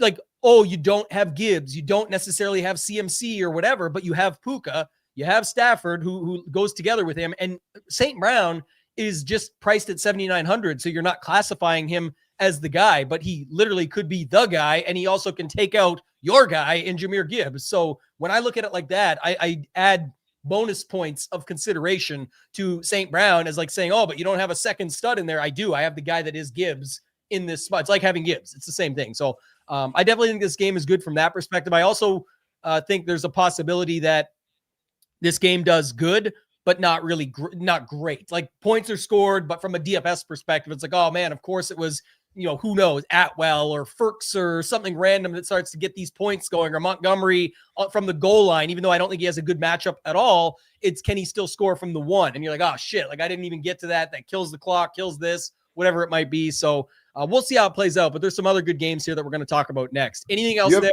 Go ahead. Yeah. Any guess on Devontae's touchdown prop? Minus 120. Minus 185, the second best on the slate behind Christian McCaffrey. Above Derrick Henry, above ETN, above every single play, running back, anything not named Christian McCaffrey. So just seeing that, and again, we always talk, touchdown props are juiced. There's no doubt, though. The Rams want Devontae to break the record. The Rams would love Stafford to get MVP. I mean, he's always open, too.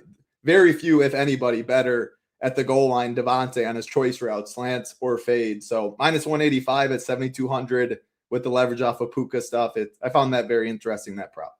Yeah, I think that is. And again, that's another one where you can just, again, that's, you kind of said it best, but when you see that stuff, sometimes that doesn't always mean he gets there for DFS either. Like he is so likely to score a touchdown that makes a ton of sense. But at 7,200, 8K over on FanDuel, whatever it might be, you still got to get all the way there for DFS. So if it's only the one, nice on the those that hit the 185, but it's like, minus 185, but is it really going to be what's needed? I think he's talking about this game, and Kenny, you can correct me if I'm wrong after, but I don't think so. I think one thing that I will say is prevalent, at least in my morning runs here today, is that with the latest in the ownership and player point projections, it is turning into a little bit of a play the good games and leave the other stuff out of it slate, where I'm seeing more Stroud, more Stafford, more like, let's just find the spots that look like the best spots and let everybody else make mistakes. So I don't think under-owned, but I do think at least held in check. You got 13 games, so definitely a possibility when it comes to that. You've asked us a couple times in black and blue, so I'll answer it just to know. No one's going to send it to you until it starts.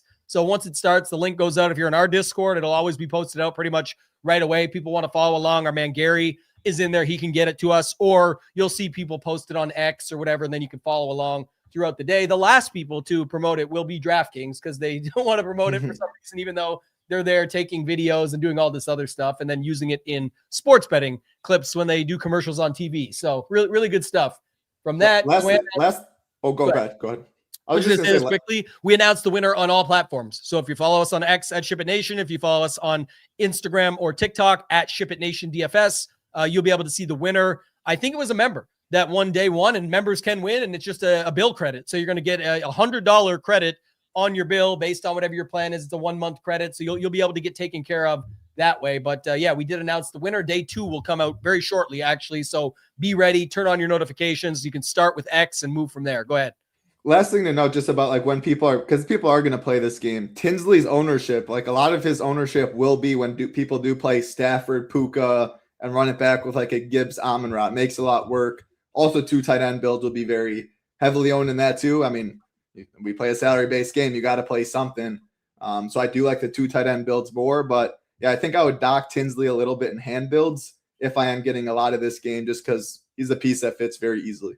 Yeah. And our guy Tyler over at The Nation brings this up, says Puka, J. Will, easy swap to ARSB Adams, which definitely solid. I like that. I actually think I like the second one more anyway. I was just going to say the same thing. I actually kind of like that better anyway. I think the thing about Jameson Williams is we all know what he is and what he's capable of. So if you're Xing him out of your pool, I think it's a big mistake, especially if you've got a lot of lineups. Yeah. But I think you need to be building accordingly. The way he has a big day is what opens up that game to start going off. So just having like a J. Will, Puka, I mean, if those two are both needed in the winning lineup, it's rare that that's going to be the Michael Wilson Puka of last week where it's just those two type of thing. It's probably going to be a full out stack that you see hit there. So let's keep it moving, Title. We got 3 more games to hit. And the next one, I don't think it's a bad game. I actually think it's interesting. Maybe could be sneaky, but it's the Panthers at the Saints. And I got a little bit of interest here in the defenses.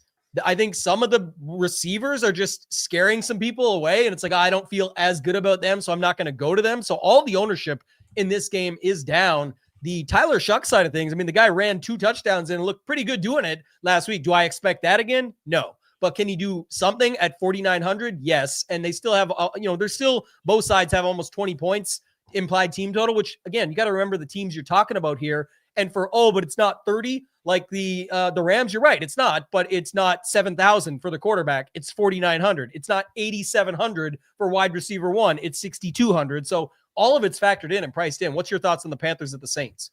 I mean, he could have had 3 too. That opening drive, he got pretty close. With all that being said, I'm kind of struggling. Now, it is a dome game. The total is a little lower. I think how I'm going about it is Devin Neal, I think, is fine. If you want a cheap running back, kind of a pivot off of Woody Marks. Saints defense, if you want a cheap defense. I know Jake mentioned it earlier. That would be one of mine that I do go to. Jawan Johnson and double tight end builds fine at 3,700. And then the only Panther I really have interest in is Tet McMillan, 6K. You just hope he gets a long touchdown, something like that. The problem is with Rico and Chuba, I think they're just going to pound the football, slow the game down a little bit. Olave has a real price tag. I'm struggling in this game too. It's more skinny stacks, one-offs, the Neal, maybe Saints D, Tet, Jawan. I really don't love it too much, so mainly just sprinkling this stuff in.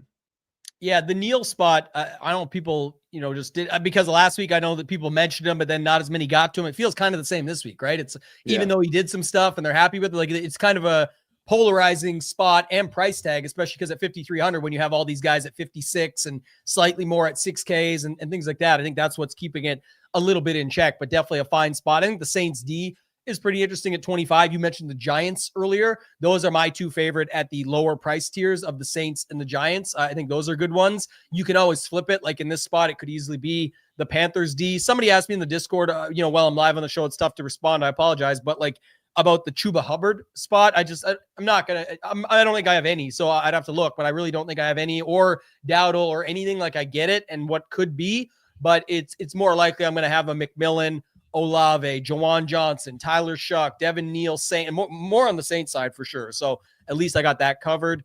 Anything else in this one you want to mention or talk about? If not, we can get to these final 2 games, starting with the Seahawks at home versus the Colts. We already had the big JSN conversation, but I'll let you take it from there. Yeah, just like the Chuba Rico, it's really hard for me to play something that feels like a split. I mean, they kind of ride the hot hand. When Chuba looks good, he plays a little more. Rico's a monster. It's just on a 13-game slate, playing a split backfield is pretty difficult for me. So I don't love it.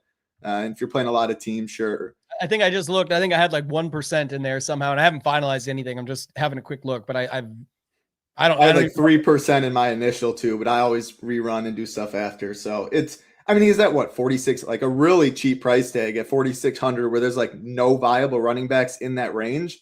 So I think if I play it, I'm probably just playing 2 running backs and he's one of them, and just hope that's just like, instead of you're playing Tinsley, you're saving at running back that no one else is doing and just getting different roster construction. It's the position scarcity too, though. It's like how many guys we have, and it's like his props are plus 190 to score and 61.5 rushing receiving. Now that's not terrible, and obviously he could eat into the Dowdle prop of 73.5. That would be where you pick up all your upside. So I guess from that angle at 46, if you need it, go there, but I just think there's going to be too many ways to get to other spots. And then there's just really good projections and stuff on some of these $5,600 guys that's going to make it very tricky. You're already taking up a spot. Like you're taking out a Woody Marks for a Chuba Hubbard. If that works for you and gets you $1,000 you need to. So maybe that's the way, but I got nothing else to add.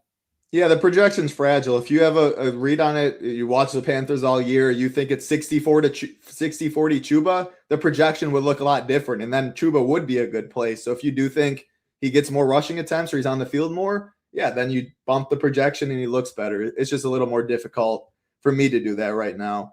Seahawks, Colts, Eric Johnson, I think that's his name. He talking about Phillip Rivers since the start. I mean, I hope people play Phillip Rivers. I don't think so, unfortunately. But yeah, I would love people to play Phillip Rivers. I will play Seahawks defense as much as I can. I mean, the dude was a statue before he retired. I loved watching Phillip Rivers growing up. The ultimate competitor, the gamer. Always loved him with Keenan Allen. Could play him in DFS and go off all the time. Darren Sproles, all that. But yeah, I'm not playing 44-year-old Phillip Rivers or whatever on the road. In the 12th man, Seahawks defense looks great. Kenneth Walker, I know everyone got buried by Kenneth Walker. It's really tilting. Charbonnet is always in the goal line. I'm going back to Kenneth Walker. 5,600's cheap. Right there, a pivot from Woody Marks. You can play them both and not spend up at running back. That's the way to do so. Playing with Seahawks defense. If you're not doing that, I think A.J. Barner and JSN are good. The thing with JSN is that you just hope the game stays somewhat close. We've talked about it multiple times. When Brosmer threw that underhand against the Vikings and he returned it, they were off the field so much they didn't need to throw and he busted. Now, with that being said, last week he had a phenomenal second half and they were kind of pulling away as well. I think when I play JSN, I will play a decent amount of Darnold with JSN, just hoping JSN has 200 himself. You skinny stack it, or you can play him with Barner and you hope he gets Darnold, that is, gets the 300-yard bonus. Like he might be like 3%, 4%, something like that. So I don't hate that. Kenneth Walker's getting a little ownership, so you can leverage off of that way a bit. And yeah, A.J. Barner, 3,200. Double tight end. Like it's going to be really popular. I'm going to play a bunch of it. I think Xing it out is a mistake on this slate. But I like in a vacuum, I prefer Barner to Tinsley. I know they're different positions, but if I had to pick one in the flex, I do prefer him. Walker, Barner, Seahawks D, JSN. They're implied for 28, 29 points. I think they roll. It's just, does JSN do enough on this slate? I do like Kenneth Walker. Seahawks defense is probably my favorite, but I know I'm going to be screaming at the TV when Charbonnet's in on the goal line and be tilted again. Especially because late in the game, if they do get up, if this, spread holds and this is how the game plays out and Rivers doesn't do much. Now, the other thing about people, this last two games are prime examples of this. I brought it up yesterday, is if you think Phillip Rivers does something, it doesn't always mean you play Phillip Rivers, because is he breaking the slate or getting up to the optimal or all those factors? I don't know if he is good for, I think Eric Johnson or whoever it was might be one of his kids at this point. I know Phillip Rivers has a lot, so maybe that could be one of them out there excited for his dad. But I'm just saying, this is the spot where it's like, if you really think he keeps it, close, or he keeps them in the game some way, then you should love the Darnold side. Darnold, Walker, JSN, Rashid Shaheed. This guy came off, getting some more involvement last game, and my man Kyle hit it up here, said the double dip with Shaheed in the Seahawks defense. He could do all of that. So I really think Barner, who you talked about, all of those guys are in play. They have almost an implied 30-point team total at home.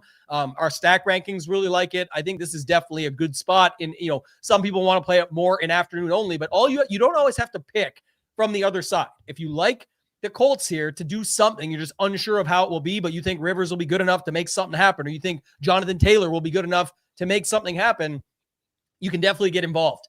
Another thing I'll note, because people know from Leverage Lane yesterday how much I like this spot for the Darnold side based on that, everything that I just mentioned, is for late swaps, definitely for afternoon only slate, but for late swap opportunity in this one, nobody's playing JT, and probably for good reason. But if you have to, if you're behind, and like anything with Gibbs and Puka can just drop down to be JT and JSN and leave the money. For example, just say, I want to get the full outcome here. I need JT to push it. I need JSN to do this. I'm good with that. So you can do stuff to get different here. Most people will have, 2+ spots left over in the afternoon, whatever their secondary stack looks like, or overstack or anything. So you do have to think about how your morning goes and what your exposures were. And if you got a lot of lineups, you should start from the lineups that matter most or are worth the most, or where you can really kind of pinpoint where you stand and whatever that might be. So definitely think this is a good spot from that perspective as well. All right. Last game on the slate. Let's see here. Anything else? And I think this is interesting too, by the way, of if you did play a different way to play a popular Seahawks defense is also like a Seahawks onslaught. So it is, I think I got one that I like with Darnold, JSN, Shaheed, and then put the Seahawks D. And it's like, I could get the double dip. I could get the passing touchdown to Shaheed with the double dip, with the JSN, or they just all catch enough balls and do enough to make it happen. But I'm not trying to figure out that other side. But yeah, blowouts are like garbage time. They still play. I've won a ton of King of the Beach seats, things like that along the way in the past on onslaughts. People don't do it. If you played JSN, Darnold, Barner, and the Seahawks D and no Colt, they could put up 35. It could be 35-0, and you could have the nuts. That could be how they got their points and run it from there. So there's a ton of ways you can get away with the Seahawks as long as they do their job somewhere close to the point total that they're sitting at right now, because it's pretty condensed that way. So I like that setup for this game. Two things before you go to the next game. You said like the Rivers stuff. If you think he does well, all that tells me is I like JSN and Darnold even more. Like if you get 4 quarters of them slinging the ball, if Philip Rivers can stick them in this game, I'm still not going to play any Colts. Like they have enough guys that can rotate around, but that would lead me to loving JSN. And then the double dip stuff, like if Shaheed houses a kick return or a punt, like I just think this game busts. Like then that means it's even more likely to blow out. Then their offense is off the field even more, and then it just gets muddied up that way. We've seen it a couple times. So yeah, that's just my thoughts on those two. If you think Rivers for Shaheed first touchdown, it's going to be right off the hop to start the game when we're like, oh, title had the right point, but now it didn't matter because it happened on the first play. What's the plus 1,300? Oh God, the odds are so bad. Yes, they always are. They just let me be a sports book. Come on, everyone, come book it with me. No, I shouldn't say that. And then you get arrested for being a bookie. But yeah, we're not going live with that one. But let's see. We got some more thoughts in the chat. If you were going, I couldn't imagine clicking any Colts guy. That's all I'll say. But yeah, if you're going Philip Rivers, I guess, like I said, if that's your lane, go ahead. But I think it's like what we talked about. Definitely really interested in. Yeah, imagine really trying a double dip on a 13 gamer. We try a lot of things, Kyle. You know that. Our man Tyler Hicks already went over the game, but thoughts on a Jags overstack. The run D for the Jets is bad, but the pass game for Jags seemed to wake up last week. What's the chances Lawrence and ETN getting there together? It's possible for sure. I mean, you can check it down to him. This guy can do stuff with the ball in hand. I think that's interesting. Assuming Washington is in for them, I guess it's like Jacoby Myers, Brian Thomas Jr. I think Hoop liked the stack a little bit. They do have a 27-point team total at home. You just got to think they're going to try and run. And then the worry there in that game is it's not the same. Like, I don't even know if Rivers can do what we just talked about. I don't know in a second if we're going to talk about if Cam Ward can do it, but can Brady Cook or anybody on the Jets do enough to keep them in the mix, or can Lawrence just be bad enough? I guess but then is that worth anything? So it's kind of tricky. You need a lot of variables and things to go your way. And I wish if Washington was out, I would probably like it a little bit better, but I still like ETN by himself. Yeah, I struggle just playing both for the sense ETN is not as much of a pass-catching running back. Like if they put up 28, I don't mind playing the ETN or the Lawrence passing stuff. I do struggle playing them both together, 13-game slate. I don't know. It feels like they need to score 35 plus. But yeah, the more we're going through the slate, like the Jags are the team that's implied for so many points with all the rest that's just not getting ownership. And again, it makes sense with so many different pieces and getting it right. But ETN's the third highest touchdown prop on the slate at -175, tied with Derrick Henry. So yeah, I'm going to look into that Jake stuff a little more. One thing I'll say about it too is sometimes those games, the answer is and I know it's not like they're super low owned or something, or you're getting some upside there, but 3,900 is a little bit held in check for the Jags because you have the Texans, because you have the Seahawks, you have the Woody Marks with the Walkers that boost those even more than you might think. It can be with ETN or without, but I just think sometimes it could just be the answer could be the Jags. And we've seen this plenty of weeks where it's like Brady, who? Not Tom Brady, Brady Cook. And it's like, yeah, the Jags just came out and smashed them. And that's what happened. And so that could be the case as well. I definitely have interest in the Jags D at 3,900. All right.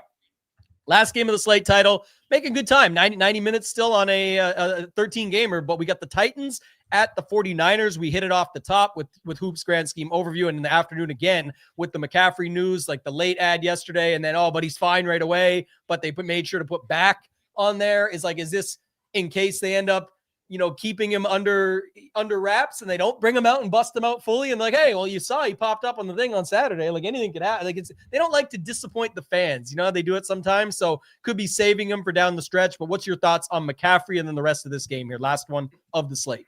Yeah, it's definitely annoying. I hope it keeps ownership down a little bit, though. I'm going to play it. They said he's going to expect it to play shortly after. The props are phenomenal. Again, him to score is -270. The next is Devontae at -185. 9K feels like a huge discount for McCaffrey. I think both sites, McCaffrey is way too cheap. 9K on both sites there. 40, like 8.5 receiving prop. It just all lines up. Now, if you don't want to play him, I think Kittle's strong and Juwan Jennings is strong at 5,200. And then Brock Purdy at 6,200 will be pretty low owned. You can play him with McCaffrey, Kittle, or Juwan. You can only play him with one if you want. They're implied for 29 points. Even a better price on FanDuel, though, for Purdy. $7,500 is definitely cheap over there. So, yeah, I think the Niners move the ball at will. I think McCaffrey has a big role. Kittle looks good. Juwan's a mid-tier wide receiver that I'm kind of struggling with on this slate. Or like that price range I'm struggling with that wide receiver. So he looks pretty good. That's really it. I'd rather play a Titan than I would a Colts, but the Titans kind of fall in that bucket too. I don't need it. Yeah, one of the most interesting things about this slate is like the stars and scrubs or the spend ups, like whatever you want to call it or look at it from this perspective. The way I'll try and put it here is like the minute you go off of a CMC and people just don't consider. And I know this is going to sound weird, but people don't consider Kittle the same. But what I'm trying to say is, and I said it earlier with St. Brown, it's like the minute you go off Gibbs and play St. Brown, people are like, oh, but you left the stud out. It's like we could be replacing the stud with the player that hurts them the most. Can Kittle catch 2 touchdowns at the goal line or one beforehand and one at the goal line that both hurt CMC a ton? It's almost like double leverage, even though it's literally single leverage. It's just, you're just leveraging McCaffrey, but it feels like it because then your build becomes different, right? You have Kittle in there at $5,400 versus $9,000 McCaffrey. The props are going to show different, but that's baked in. He's $5,400. So that's where I'm saying like you can do stuff like that on the slate where you may have St. Brown with Kittle instead of Gibbs and CMC. You still get 2 of what people are calling studs in other guys in the lineup, but then you're like, oh, it's not that you didn't have all the studs. No, but I had St. Brown, Kittle, and Nico Collins, all guys for their teams and with quarterbacks and plays and options and game environments that you loved in the same spots you were thinking about, but just didn't end up on. And they all end up being the guys that you need. So when I see it like that perspective, I think that's where people like the balanced build. These are all still capable, quote unquote, studs, just not the exact same as the 4 or 5 at the top that everyone just auto assumes you need all of them. It's you could be able to get 2 of those guys and still get 3 others that hurt their stud and end up being really good from that perspective. So I don't have too much else here, Title. I'll just see if there's anything else here that just got the news. So Debo, good to go as expected. Chris Rodriguez inactive. So we did just get a big one. So Chris Rodriguez, and I know not a ton of people were on him, but just anyone who was waiting on news, he was definitely one of them. So that brings up a conversation. We'll go back to it. We got a couple more minutes anyway, and I want to get to this stuff after, but Bill now becomes a conversation. But really quick, finishing this up, I think Cam Ward stuff better for afternoon only if you were going to do it. I'm not like saying I have love for this, but just a note for the people that have been bringing it up in the chat is if you want to play it, it can work really good in the afternoon where you can literally fit 4 of the afternoon studs in that way. So anything else? The Purdy stuff is good. Jennings, we talked about it. Kittle, I mentioned here. 49ers D, nobody really getting to at 4K. But anything else you want to mention on that last game? If not, let's go back up and talk. Bateman inactive as well. Quentin Johnston inactive for the Chargers. I didn't expect that.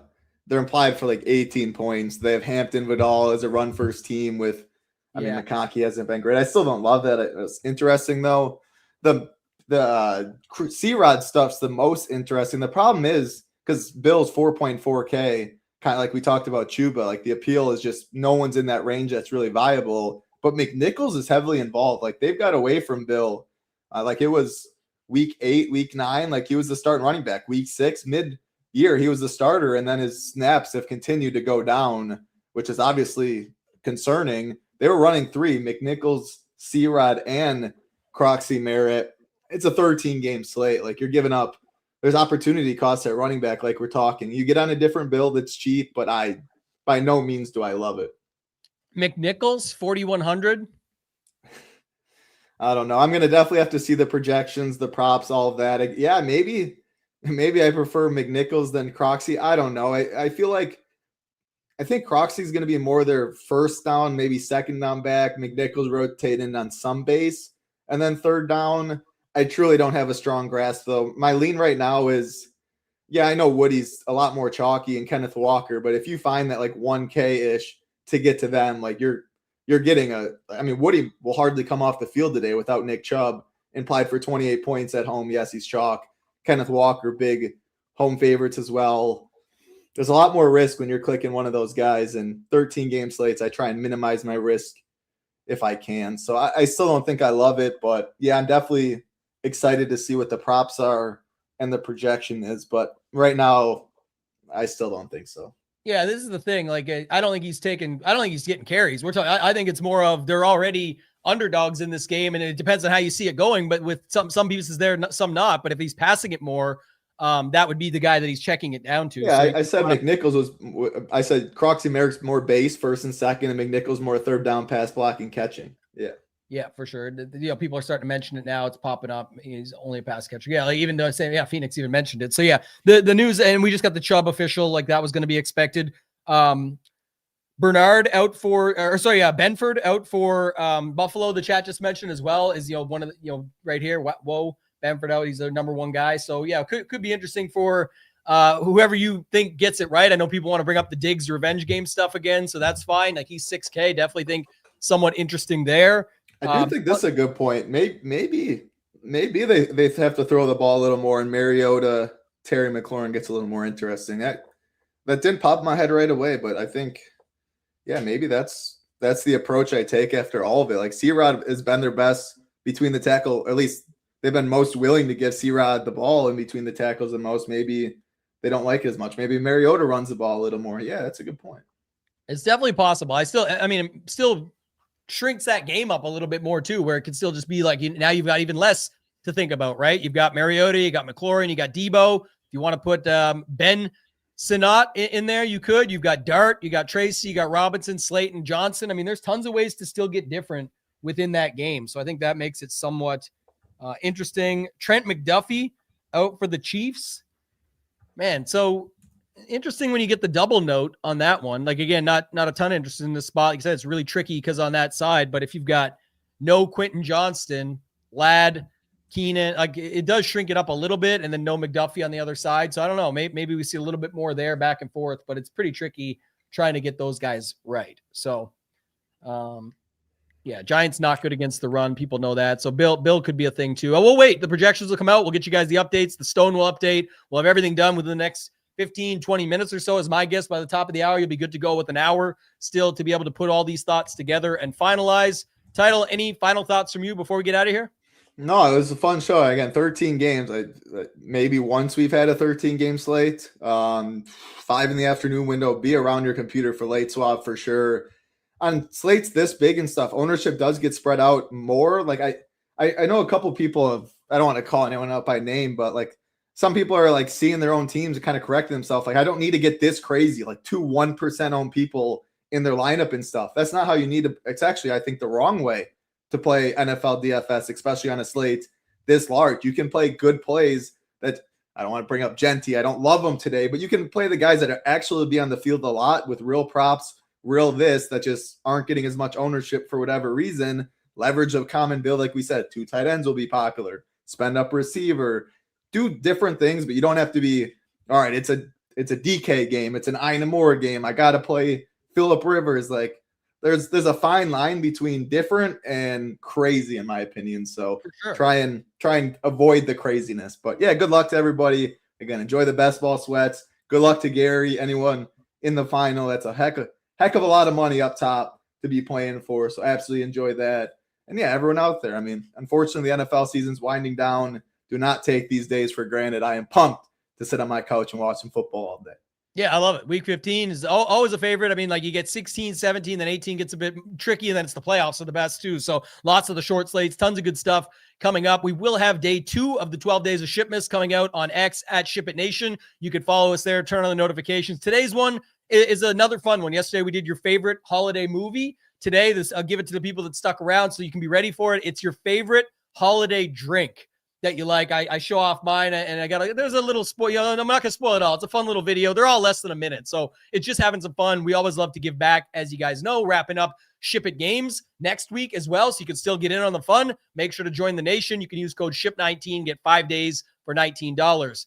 This is going to be a good slate, guys. We just got that news. I think one of the last things that I'll say about the slate is with the news on Rodriguez.